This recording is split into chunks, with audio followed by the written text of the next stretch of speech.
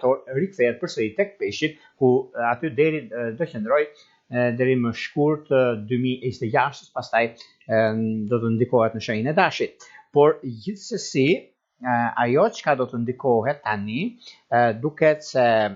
mundësitë që kanë të bëjnë, por gjithashtu koha që ka të bëjnë, por është një mundësi tani, do të pasur vëmendjen dhe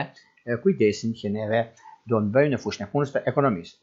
Mbas dite, Mërkuri formon një kënd shumë të mirë me Uranin në shenjën e Endemit, duke sjellë disa surpriza, ngjarje të përparashikuara në komunikime, ndryshime të papritura, por kjo do thotë një ndikim shumë pozitiv që ka të bëjë mjaft me zhvillime të reja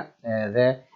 çështje të papritura, sidomos në financa. Ndikohen shenjat fikse, kryesisht Dem, Luan, Akrep dhe Ujori të dhjeticit të tretë, ose ata që kanë ascendente dhe planetën në këto shenja. Është mundësia dhe momenti më i mirë i mundshëm, sepse duke pasur parasysh edhe me ndryshimin, edhe me kuptimin e jetës dhe të vështirësive që kanë kaluar këto shenja, tani është momenti juaj për të zgjidhur një herë mirë problemet që ju keni pasur. Ajo që do të kemi në mendimin tonë, në atë që neve duam të përcjellim, do të thotë që ajo që neve shikojmë duhet ta realizojmë dhe të jemi të kujdesshëm çfarë duam të bëjmë. Por gjërat që duam të bëjmë, nismat e reja me pak fjalë, duhet jemi të kujdesshëm mos e shtym parapre në tutje, ose të kemi një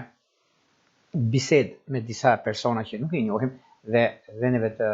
flasim me ta dhe puna të mos realizohet. Ne të pas kujdes, të mbajmë sekretin e punëve të reja, e nismave të reja dhe shumë gjëra të tjera. Tani, para se të fillojmë me parashkimin